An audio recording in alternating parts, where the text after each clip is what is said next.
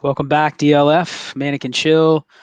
Back for a post week 4 episode. Apologize. We always say we're going to be here every week, and then we end up skipping weeks. It just happens. That's probably going to be the nature of fits right in with the title of the show, right? Manic and Chill.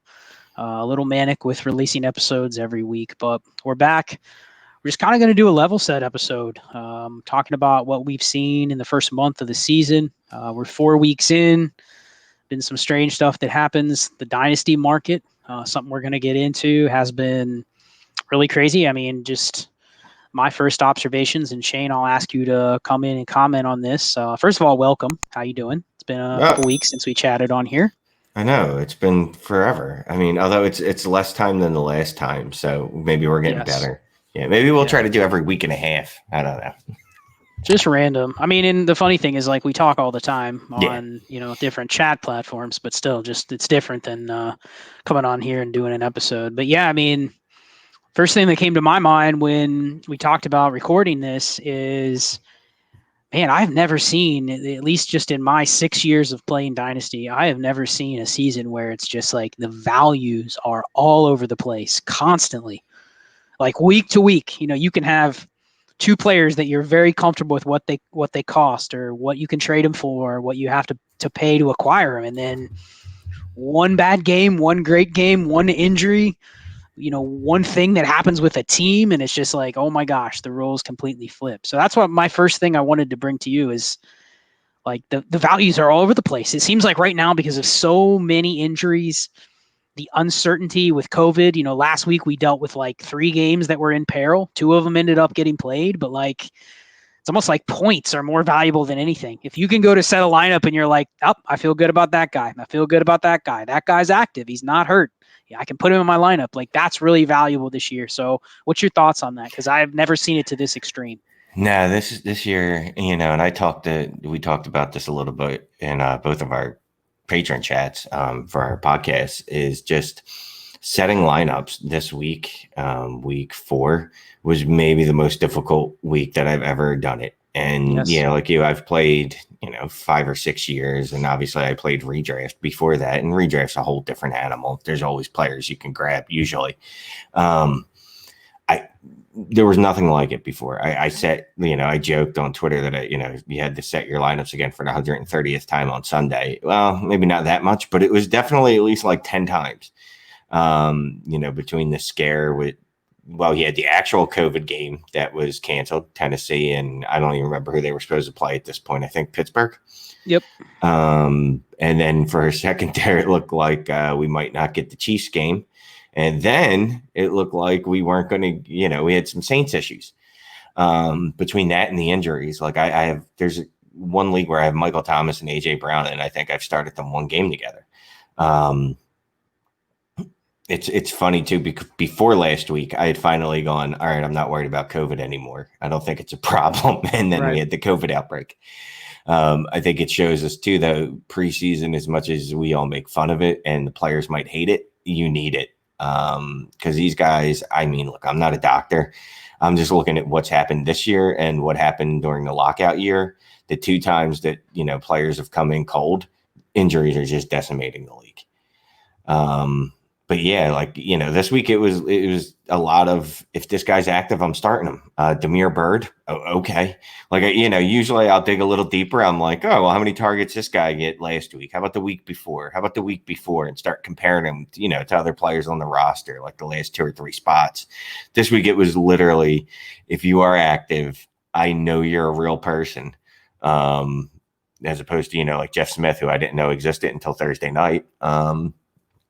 I was starting you, which was kind of nice, because it was like, all right, it's taking the decision-making process out of it, which is probably the hardest part for, I think, a lot of dynasty players, is those last few starting spots. And then you got a guy like Mike Williams. You never know when you should play him, and he helped you out, and he decided not to play at all, so you didn't have to worry about him. This isn't the year to be lazy, that's for sure. You've got to hit your waiver wires every week. In a league last week, I picked up Brett Rippon. I think his name's Brett, right? Not Mark. Yeah, Brett Rippon, and immediately flipped him for a third later in the day. just because, look, I knew I could. So that, if you're whether you're going to be hitting the wire for, actual players that you need to plug into your lineup or just for trade bait, you've got to hit waiver wires this year. And you have to hit that second batch after after the fab actually goes through, is going back and seeing what other people drop, because people are going to have to drop good players if they want to start have full competing rosters this year. Yeah, and the crazy thing is we're now just getting to the bye weeks. Last week we kind of had an impromptu bye week with the Steelers and the Titans, and then now we actually have bye weeks, like scheduled bye weeks, where there is a depleted pool already. So you're going to have, this week we only have 2 teams, but coming up you're going to have 4, 6 teams on a bye, for the next 6, 8 weeks, all the way up until week 11. There's going to be bye weeks. So, you're kind of looking at it like we almost hope there isn't another Titans situation. And, we're not going to go into that too much, but I kind of feel like there was something that maybe they can learn from that situation too, because that's been almost unlike any other situation, definitely in football. But other than the Marlins that went on for like 3 or 4 days, it's basically those are the isolated situations to where, like, is this ever going to stop? That's truly like an outbreak that could shut down. It shut down basically an entire team for over a week. Everything else, knock on wood, has been isolated. But if we have, another one of those, that what if it happens? What if it hits on a Saturday and then it bleeds into 2 weeks, right? Like it bleeds into affecting 2 weeks worth of games. And that was the other thing that, people didn't talk about, or people talked about it, but, I'm sitting there thinking last week going, okay, if we're going to have a bye week moved around and we're going to miss all of our Steelers and Titans, which, happen to be a lot of fantasy relevant guys on those teams, at least it happened now. At least we got it out of the way. There's still bye weeks available. It's an easy fix to move around a couple games and reschedule it. No big deal. Actually could have worked in your benefit depending on how deep your teams were. You may have actually had better options now than maybe getting that bye week in the midst of 6 other teams off. Then you're really, really hurting. But, maybe it works in your favor. What do you think about, because here's the thing, if this happens again, if this happens in week 11, I think they're going to probably try to play the games, but for fantasy, it doesn't help if they kick that game to like week 17 or week 18 or week 19. You know what I mean? It's outside of the fantasy season. So if it happens again to a Steelers or Titans or a team that's scheduled to play them, you may just lose a game. So, I mean, how do you look at that? Do you value guys now that they're past their buys, or do you, does it impact at all players, or do you think just chalk it up so much to randomness? Yeah, you got to chalk it up to randomness because there's nothing you can do to prepare for it. Literally nothing, because there's no way to know where an outbreak's going to hit. Because if you just look at what we saw on, social media and on ESPN, well, you'd assume the Raiders would have had an outbreak because, they were at a public event where people were taking off masks and things like that. But that's the thing. We don't know what these players are doing when they get home, and it only takes one. So, just like you were saying, luckily it's not going to bleed into this week where the entire team's going to miss. But if you wanted to start a guy like Adam Humphries, and no one wants to start a guy like Adam Humphries, let's be honest. I did in week 3 in the league. I've started him. I didn't want to, but I've done it. And I know, this is Dynasty League football. Plenty of people started Adam Humphries. Him not playing this week too, you're like, son of a bitch. That's 8 to 16 points that I could get. And if he really goes off 20, because if A.J. Brown can't go still. It was kind of nice because you're like, well, A.J. Brown wasn't going to be able to play this week anyway. Maybe he'll be able to play next week. Yeah. It is good. Johnson, same thing. Maybe you bought back a week of them that you were not going to maybe have them. So that is a benefit, I guess. Exactly. He just cleared the concussion protocol yesterday. Now, I don't know if obviously, that since they canceled the game last week, maybe he would have been able to go and there was no reason to test him. I don't really know how that works out. There's not much you can do other than just be prepared. The thing is, everybody is dealing with the exact same thing as you. So you just have to work harder than not even all of your league mates, just some of them. Because, we have league mates every year that just give up at some point, or they just turn their attention to next year and they're just not doing the things that they need to do. They might miss something. They might not remember to pull Devontae Adams. And or get someone to play on Monday night in case Devontae Adams can't go. So you've just got to be making sure that you're more cognizant and that you are working harder than the other people in your leagues. It's one of those stupid things, or not stupid things, but it's one of those things that you're taught in life, like, oh, working hard is its own reward, or some nonsense like that. Usually I'm not, you know how I feel about capitalism, but anyway, it's one of those things where the idiom is true in fantasy football. If you put work into it, usually it's going to pay off for you. So you just got to make sure you keep putting that work in. Yeah, and you hit on a couple subjects there. First thing being, I kind of like it. I think it makes it a little more interesting. I'm not rooting for games to get pushed back or postponed, but I do think it keeps things a lot more fluid throughout the week, to where you said it when you first started talking a couple minutes ago about, setting lineups. You literally were better off just waiting until Sunday morning and setting your lineups then, because if you were trying, I go through, I'm sure you have a process. I do too. Anyone that's in a lot of leagues has a process. I'll go through and I'll set like a preliminary lineup earlier in the week. And just so I have one in there, just so at least if I have to go back and make a change, it isn't like, okay, I need to go through the whole roster. At least I have something in there that 80% probably what I know I'm going to do by like Wednesday. But even today, it's like, if you're going through and trying to set a lineup on a Friday, and then last week happened, Saturday, there's breaking news. It impacts, you get injuries that pop up on Saturday. You get Cam Newton. You get essentially now you have an entire game that can be postponed. And it's like, it creates a little more, I don't want to say drama, but it does create, even yesterday, since there was 2 games on Monday night, it created like, okay, now we have a player pool of 4 teams to play with. You had Davante Adams announce in the morning, after all the Sunday games, of course, that he's not going to play. When all week it was like, he's going to probably go. And then the Packers realized, well, hey, we have a bye week. We're playing the Falcons. Everybody smashed the Falcons. So maybe we'll just hold Davante out, get him back healthy for week 6. So he's out. So yesterday, all of our chats, I know yours was, mine was, probably because I was in there participating in a lot of them. But, the questions were like, okay, do I trade Calvin Ridley for Davante Adams if I need a win? I'm down 14 points. I have Adams and nobody to play. Do I go out and trade for, Demarcus Robinson or, just a player that you can play? And so just kind of things like that we never used to have to deal with before. I had a situation come up over the weekend. It was a 12-team, 2-quarterback league. So true start 2-quarterback league. I was the only team that had more than 4 quarterbacks. I had 5. Okay, so I'm sitting pretty, going, I'm going to be good. Every week, someone's going to be desperate for a quarterback. Here were my quarterbacks. Ben Roethlisberger, canceled. Drew Lock, injured. Sam Darnold, of course. Why would I play Sam Darnold when I have Cam Newton and Carson Wentz? Well, that would be stupid, so I didn't play Sam Darnold. Then we get to Saturday, and I'm firing up Carson Wentz in a decent matchup, and then Cam Newton against the Chiefs. Cam Newton's out.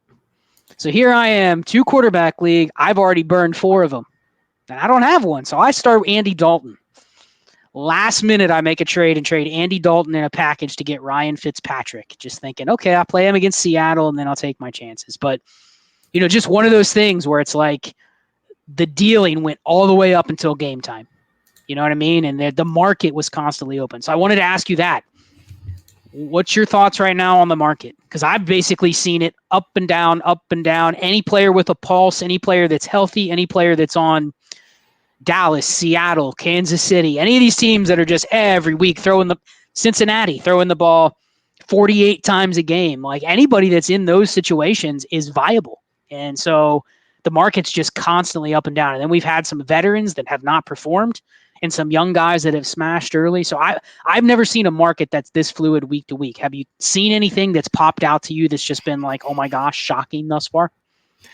I don't know if it's shocking. I just think it's funny, after Josh Jacobs week 1, there was talk that he was, he was going to be a top 6 running back, top 5 running back, right? Because Gruden got the point. He's going to throw him the ball. I mean, meanwhile, 18 of his points came on 3 rushing touchdowns with, that's not going to happen every week because they need to have 48 rushing touchdowns. That would be a record.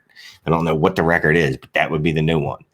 But we saw something we did like. He had 6 targets, right? We're like, all right, Gruden's actually going to use them. That is awesome. Since then, 3, 4, 3. Just back to Devontae. You got to get Devontae Booker and you got to get Jalen Richard in there. I think that's how we're saying his name. Yeah, just that up and down. It has been crazy, but J.K. Dobbins, I'm still trying to buy him off of folks, trade for him. He's another guy. He had 2 touchdowns the first week, and then he disappears. It just hasn't. It's almost like coaching has been affected by COVID.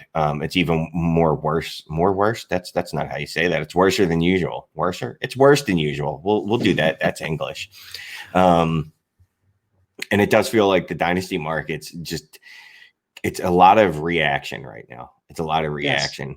Yes. And I think that has to do with the climate of the world, which is affecting the NFL, which is affecting everything, is you can't really be as proactive as you want to be. You can't go, all right, well, this guy's got a really nice record, from week 6 to 12. So maybe I should make a move for him, and Myles Gaskins, his record looks his next 3 games really bad. It feels like to me at least, I'm like, I need to get out of a player like that before, usually I'd like to ride a James Robinson as far as I could. Right. Yeah. Cause it's fun. It's a fun story. I want to get out on him as soon as possible before something happens. And I don't know if it's just like that COVID trepidation that's leaked into everyday life, that kind of has made everyone, I don't want to say panic, but it just feels like everyone is a lot more reactive, and they're a lot more, as soon as something happens, they want to make a move. And part of it could be just the number of injuries and the number of disappointments we've seen. And people are just like, I'm making a move now because the year is so wide open. This could be the year that I win.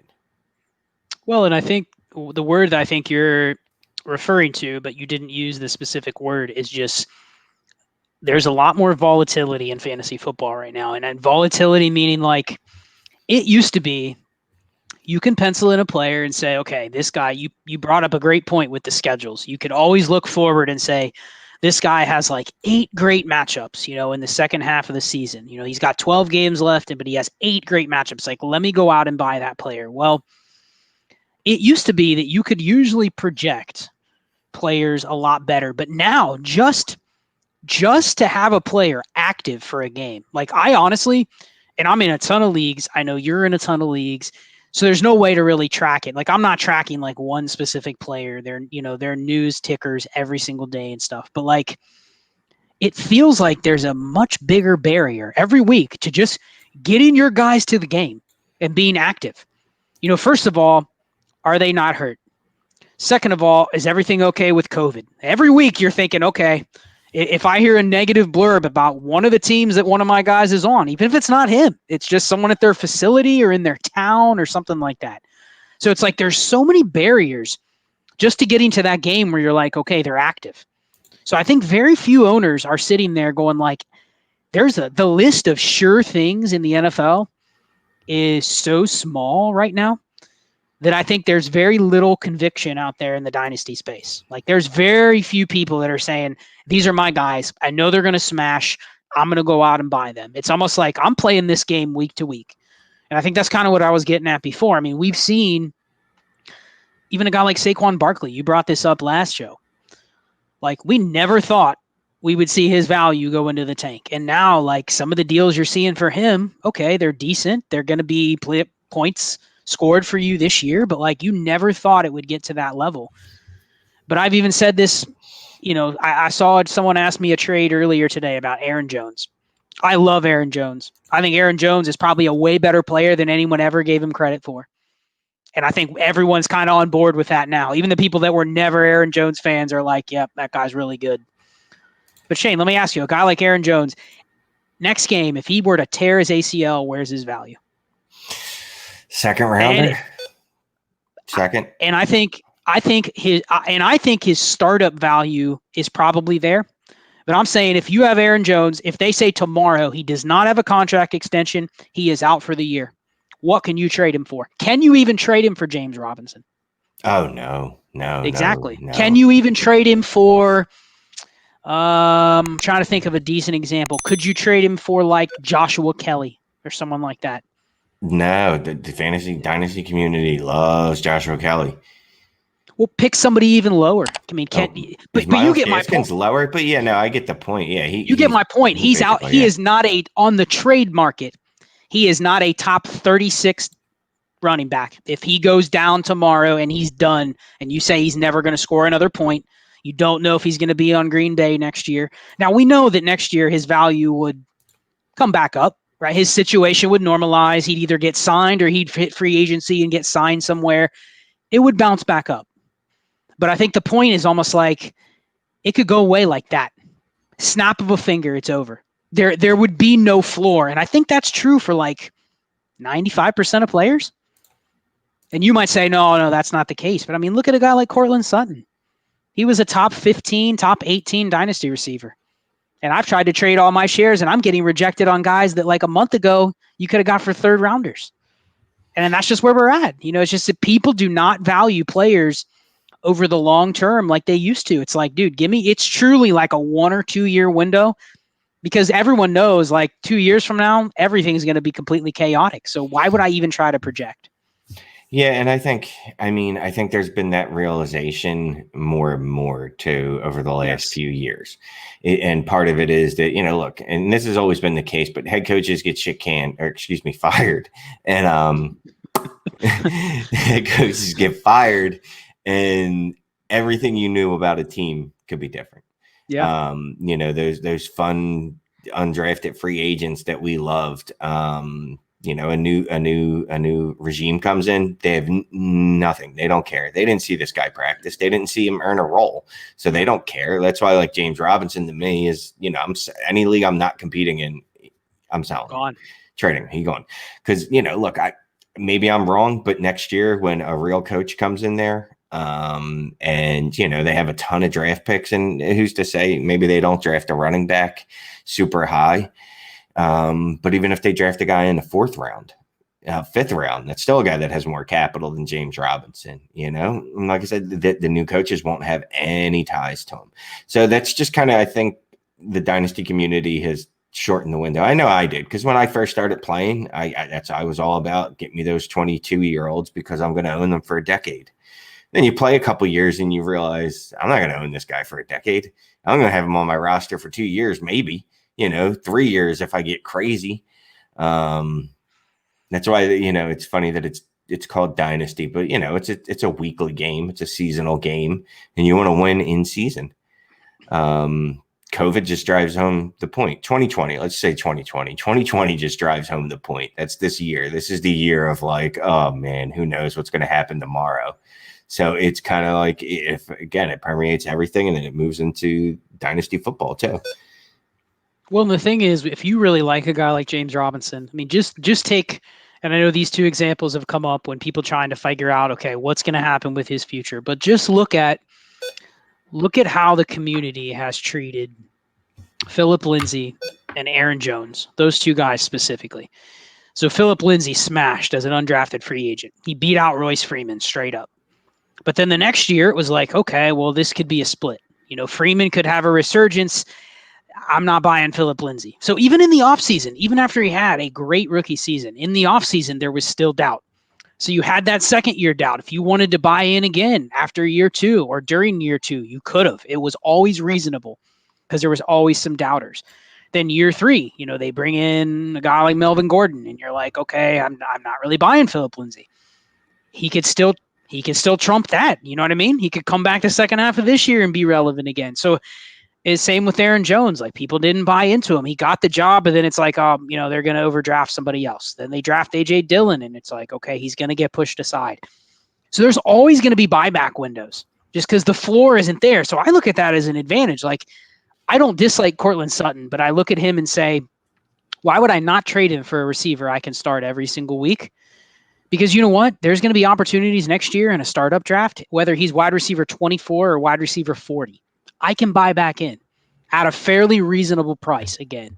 So why would I not trade him away? Because I already know he's never going to get to a point where people are just like, he's an unacquirable asset. So I'm never worried about if I ever want to get a couple more shares that I can go back and do it. So it really is like a week-to-week game. I wanted to ask you about this. The teams I feel most comfortable about, especially in Superflex, are these ones where I have two of these really good quarterbacks. If I have Russell Wilson and Dak Prescott, or if I have Patrick Mahomes and Joe Burrow or something like that, like I feel really good about those teams. Like those feel like they're a lot more secure than my teams that are Kirk Cousins and Daniel Jones, or you know what I mean, or my Carson Wentz and Drew Lock teams. Like those don't feel nearly as safe. And I'm almost looking at like maybe one of my biggest goals over the next 8 weeks, even on teams that I don't think are like championship contenders, is to try to convert as many of those quarterbacks into the ones where I feel really good about them going forward. Because I just think that's another position where very volatile. I mean, right now I just ran some polls on Twitter. I don't know if you saw them, but it's like Justin Herbert against Baker Mayfield, Carson Wentz, and Daniel Jones, and he smashed all of them. Yeah. And it's like we're already there. A month Yeah. ago, Justin Herbert was not a top 24 quarterback. And now, if he's ahead of those three guys, he's what, top 12? Top 10? Justin Herbert was going like 107 in Superflex rookie drafts, 108. No one had any faith in him. It's funny, though, because we did the same thing with Daniel Jones last year. You could have ran the same poll with Daniel Jones and Baker Mayfield, and Daniel Jones would have smashed him. There's always the point of sometimes it's okay to underreact. I'm okay. Like, I put out a tweet. Jesus, I sound like a 90-year-old man talking about the Twitters. But I tweeted out half jokingly, as I'm, usually hyperbolic about panic mode for DJ Moore. That it's panic, and without even discussing the player specifically. But yeah, he's a 22-year-old wide receiver, 23-year-old wide receiver who, his first 2 seasons made it look like he's going to be a top 10 wide receiver for basically the duration of his fantasy career. He's had 3 bad games, and I tweet out as a time to panic. I do it hyperbolically because I know it's going to get a reaction, and that's just how I am. But the Dynasty community is truly like that. Your polls bear that out. Sometimes you just need to take a step back and go, you know what? Unless something drastic has changed in the last 3 months, is there a reason that I should be moving on from this player? Like, Carson Wentz looked horrible. 2 of 4 games. Well, 2.5 of 4 games, whatever. He also looked pretty much like Carson Wentz the last 2 games, like he was moving that way back. So I think you should be looking at players' track records and go, okay, is this the player that I thought he was over the last 4 years, or is it the last 4 games? And it's not an AJ Green situation. That's obviously everything is nuanced. AJ Green looks washed. Well, AJ Green's 31 years old, 32 years old, 32. Coming off of 2 lost years of injury. So that makes sense. I can understand going, okay, I think AJ Green's washed now. But, just remember we were saying the same thing about Aaron Rodgers last year at this point. At least I know I was. Maybe not this point of the season, but I definitely was saying it maybe later in the season that he was washed. But again, those are different positions and different things. But I think we should all just relax. Did you like Justin Herbert as a top 10 starting quarterback a month ago? Because not much has changed. He's exactly the player that we thought he was, if you liked him at least. He's exactly the same player that you thought he was, He's a top 15 guy, definitely. But he's definitely in that same bucket with Baker and Daniel Jones and Wentz now, I guess. In that mushy tier after the top guys that Joe Burrow has forced his way into. But sometimes just take a step back and think about this. Like, wait a minute, am I really giving up on a player after 4 games, after 3 bad games, after 2 bad games? Let's relax. Like Damian Harris looked amazing yesterday, and today we have people, on Twitter saying, what can I sell him for? Or, is it too much to give up a first for Damian Harris? Like, let's just wait another week. Wait another week. World's not going to end. You can wait another week. It's not a player that you need to get out of right now. It's not like a Myles Gaskins or something like that. Right.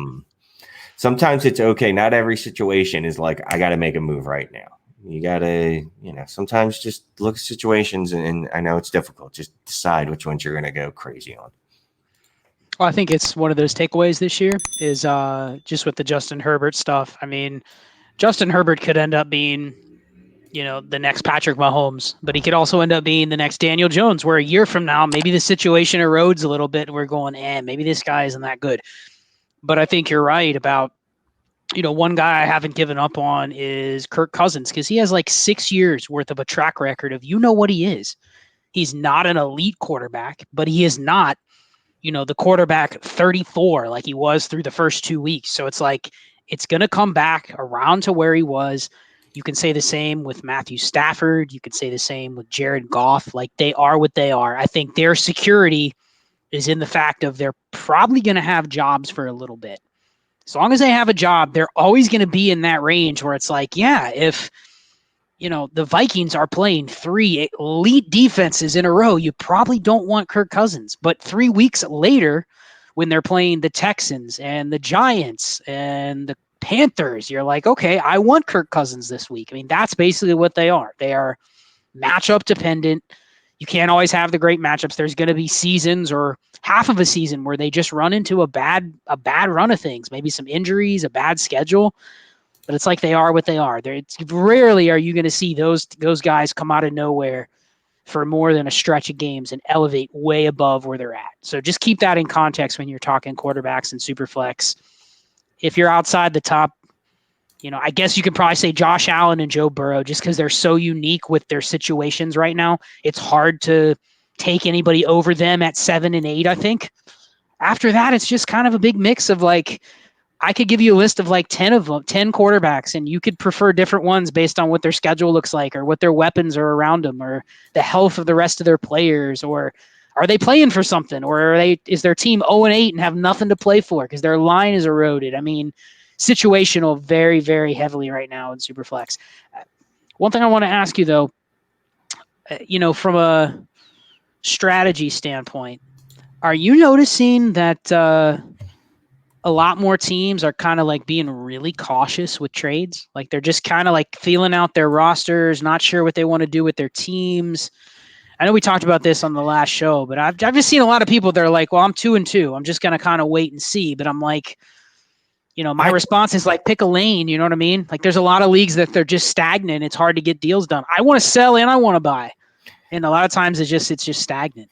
Nah, I don't. See, I don't run into that. I've never really. I'm because I'm so aggressive. Because you're Shane, though. You're exactly. Yeah, you don't run into it because you force the action. Like, it's either, you know me. I'm going through the leagues and I'm going, oh, I'm 0-6 or I'm 0-8 because we got double headers. I can't figure out the math. Whatever. I'm done. I'm toast. You know what I mean? You know the teams. The team you're looking at and you're going, all right, I needed everything to break right. Literally nothing's broke right. And I lost some players. So let's find the packet in. And again, and I don't want that to be the advice to people. It's just when you're in the number of leagues we are, sometimes you got to make those decisions where you're going, all right, I can't focus on these 10 leagues because I just can't. You know what I mean? I'd rather put my focus on these other 40 leagues, or, you know what I mean? Where, there's good rosters, or there's rosters that I think can compete this year.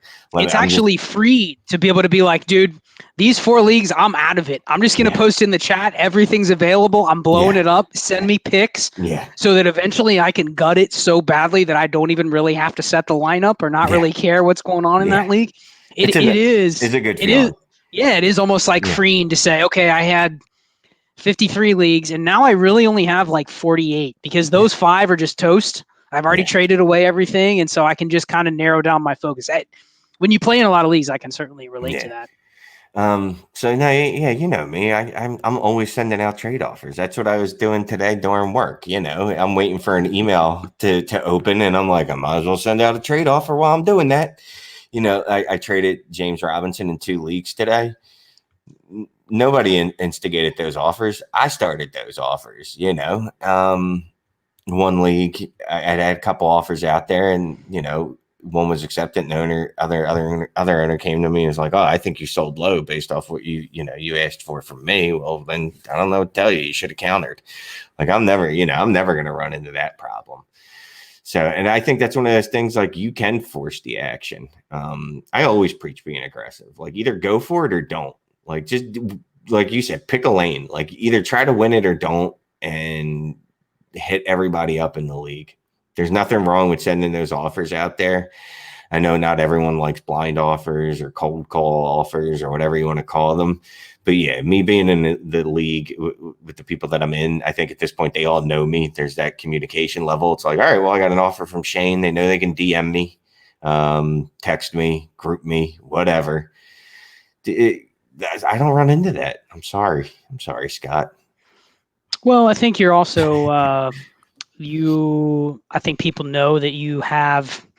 I don't want to say that you're always willing to do business, but I mean, you're one of those owners where if you send Shane a trade offer, he's going to respond within an hour or less, and you pretty much know where you stand with the offer. You know what I mean? You'll counter back within. We've traded before, and you'll counter back within a minute if it's something that you're even remotely interested in. Whereas if you're not, you'll just decline it and let it go. But I mean, you're always willing to listen. It's not, when you send Shane a trade offer, he's probably looking at his team saying, okay, I kind of have an idea where this team is. But B, you're not going to let it sit for like 3 or 4 days and not respond. You know what I mean? Like you're like me. When I get an offer, like I sometimes I want to sit there and say, you know what, I'm going to let this play out till the end of the week, just kind of see where it stands. But no, I have to act on it. I mean, it's really hard to just sit there and let it sit there because I know how that feels on the other end when I know the person has seen it. And I know they don't say anything about whether they're pondering it or not, and they just let it sit there. So I think people want to trade, and they know that you're always going to be a willing participant to at least respond. So, you got any trades you want to talk about, or go ahead? No, I was just going to say that that another takeaway for people is just respond to someone. Like even if because one of the good things, and I think most of us are MFL, some of us are on Sleeper, wherever you're at though. But one good thing about MFL too is when you get the email, you get obviously the MFL alert, but you can also it'll let you respond right to the owner on the email. Just respond back to them. Just be like, hey, I'm doing something. I'll look at this later. A lot of times I'll just open it up and then open it to my browser from my Gmail. And then usually reach out, but just reach out, just let someone know, because I honestly, the leagues I'm in, I know the people that just aren't going to respond in any way whatsoever. And right. I don't even bother with those guys anymore because, they might have players I want, but I can't get them off of them. So what's the difference? So I'm not even going to bother. No, I didn't. The one trade I made today for James Robinson, I guess I'll bring that up. So the gentleman said one of the guys in the league said he thought I sold low. I sold traded James Robinson for a Michael Gallup. I love it. Yeah. I love it. I think you had you probably had an idea in mind of what you wanted to get for him, but you probably didn't have many. It's a lot harder to find suitors sometimes. And I think we don't take that into account when, for instance, I say, okay, what is this player worth? And you may say, okay, he's worth a first. But if there's 12 teams in your league and you're one of the 12, and there's only 3 buyers in that entire league, he's really not worth a first. He's really worth a first, but then it's only multiplied by like a third of the owners. So really what's his value? You know what I mean? The odds of actually getting a first is not 100%, that's not his price because it really comes down to how many people are interested. So that's another thing I've noticed. Maybe that's kind of where my thought of leagues being stagnant are at, is that sometimes there's just not a lot of markets for specific players. I mean, it may be an obvious sell and there may be one person in the league that really wants to buy James Robinson. But if he knows he's the only, if that person knows they're the only buyer, you don't have any leverage. And sometimes I'll go to send an offer to a team that they may send me an offer for a player, and I want to trade that player. So I'll either hold their offer and not reject it, and then I'll go and just look for a counter, or I'll reject it and say do a counter proposal. But then I get to their team and I'm like, okay, this guy's worth a second. Okay, they traded away all their picks, so I can't get a pick. Well, then, maybe I'll pivot. If it's a running back like Robinson, I'll pivot to a receiver. Can I get a wide receiver 3 for him like he did for Michael Gallup? And then I look at their receivers, and it's like they have 3 studs and then a bunch of duds. And they're not trading me their studs, so, where do we go with the deal? So unless I turn it into like a massive deal where they're getting value with another player I just can't find a counter. And if that's the only team, you just get stagnant. It doesn't mean you can't make a trade. It just doesn't have the fit. So sometimes I think that's what hurts trades getting done, is when the other team is interested and it's almost like you need to go back to them and say, hey, I'll trade this guy for a second, but you got to go find a way to get one. Yeah. Then we'll make the deal. Yeah. So. Hey, so actually, we'll wrap up. No, we had a couple. We said we'll answer a couple Patreon questions. We did have a throw them in there. So we got a throw it in there. vanilla PPR league. For anyone that doesn't know what vanilla is, regular PPR, nothing fancy. Not Neapolitan, just straight vanilla. Yep. No chocolate. There's not even Jimmy's by accident when you go and you get the vanilla, and sometimes they accidentally put the wrong ice cream in there. Anyway, so Josh Jacobs and James Robinson and a 2022 first, or DK Metcalf, Chubb, and a 2022 third. And this isn't super flex, so honestly, I'm very down on the 2022 class. We're not going to even get into that, but I don't put a lot of value in the 2022 first round pick in a non-super flex league. I mean, that's basically like, who the heck knows what the value of like let's just assume it's a mid first, a 107, 108 or something like that, 2 years out. I mean, to me, that might as well just be a throw in, fringe starter player value. So, I mean, I don't really put a lot of weight into that. And, yeah, I mean, just looking at this deal, have you already looked at what side you would take? Because I think the way I look at it as I would probably lean. Man, I think I'd probably have to go with the Jacobs James Robinson side, and that's just because I think my thoughts on receivers. I think they're very replaceable. So it really just comes down to, I think I can probably sucker somebody else into giving me more for that 2022 first, which I would probably immediately look to trade. So I think that's the route I would go, but I can see both sides. I think it's a pretty close deal. Yeah, this is probably one of those trades. My co-host, our buddy Jeremy from Dynasty Trades HQ, always brings this up, is like, there's some trades you look at and you go, I think I would just hold. I don't know, whatever side I'm on, because I can talk myself into Jacobs and J-Rob in that first. Because you can't tell me that Jacobs doesn't already equal Chubb anyway before the injury. Right. J-Rob in that 2022 first. Could I get more than DK for that? I don't know. It's so close to me. I'd probably lean the Jacob side, and it makes a lot, I guess, easier if Chubb didn't just tear up his knee, and he's going to be out for at least 6 weeks. I think I'm slamming the DK Chubb side, but obviously that's probably the only reason this offer was made. Yeah, I'm gonna go with the Jacobs and J-Rob side. Yeah, that's a tough one, because now that I look at it a little bit more, shout out to Ryan McDowell. Everyone knows him if you're watching this video, but he just moved DK Metcalf to his number one receiver in Dynasty a couple days ago. Now, a little bit of a hot take, but I mean, let's not pretend that will not have a little bit of maybe market influence with. He mentioned it on the DLF show the other day, but it moved number one in his ranks. If that's how people are valuing DK Metcalf, then maybe I want that side, because I can pretty much go and get a lot of other receivers that I like for DK Metcalf, right? So I could turn DK Metcalf into pick a receiver. I could turn him into another receiver that probably doesn't have the same buzz, that could produce the same way week to week, and something else. So maybe I want the Metcalf side, because I can turn Metcalf into, can I turn Metcalf into like Robert Woods in 2 firsts or something like that? You know what I mean? If I can get a deal like that, or can I turn Metcalf into DJ Moore in a first? Sounds crazy, but I mean, not right now, because everyone's down on DJ Moore. Right. But I mean, if you can do that, maybe you can get the 2022 first and just pivot off of Metcalf to another receiver, and you essentially accomplish the same thing. And if you take, basically, if you take those picks out of it, right? Jacobs and J-Rob for Metcalf and Chubb, I probably take the Metcalf and Chubb side. So maybe I would change my mind. And you've seen I changed my mind in 5 minutes. So that just tells you it's really close. Yeah, this is definitely not one of those ones where you look at it and go, oh, yeah, no, I'm definitely doing this. You slam accept it. You'd have to sit there and really think this through. DK, he looks like a wide receiver one. He plays like what a wide receiver one plays like. He kind of has that special look to him. So did Juju 2 years ago. And I still love Juju, and he's still only 23 years old or whatever, something ridiculous. But this is where we were with Juju a couple years ago. I don't know. It's a tough one. I'm not even gonna lie to you. Like, I'm still not sure. This be one of those ones I'd actually put into the DLF trade analyzer to help me along.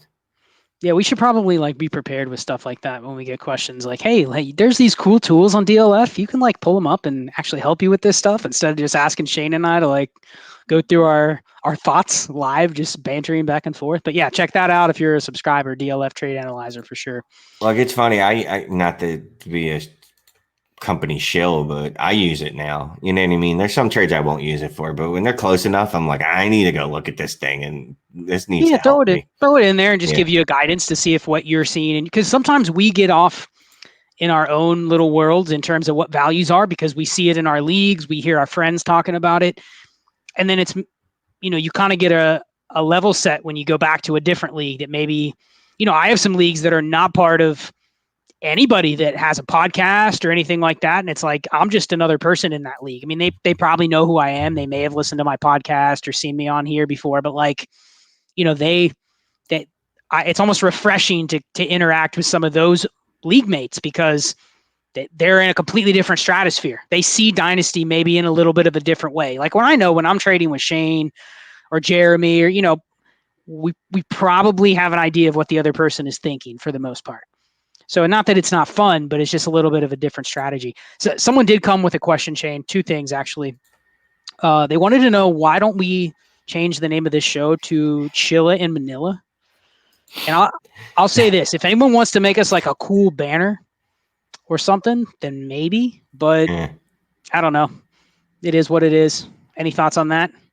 I mean, I came up with this name, and I know this name's cool. It just felt right. I mean, and we already have this background and banner made, so changing it up could be a lot of work. A lot of work. I mean, it is a lot of work. It's a lot of thought to put into it. I don't know. I'll pretend I'll think about it later, though.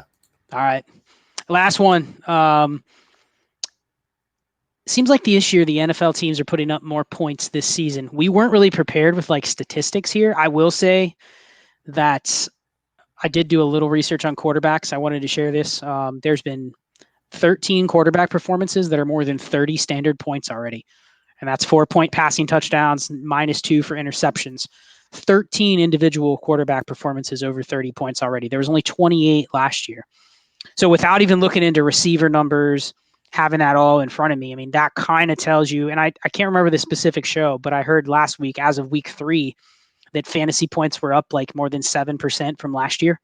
So we are having, at least across the board, higher performances fantasy-wise. Maybe that'll continue, maybe not.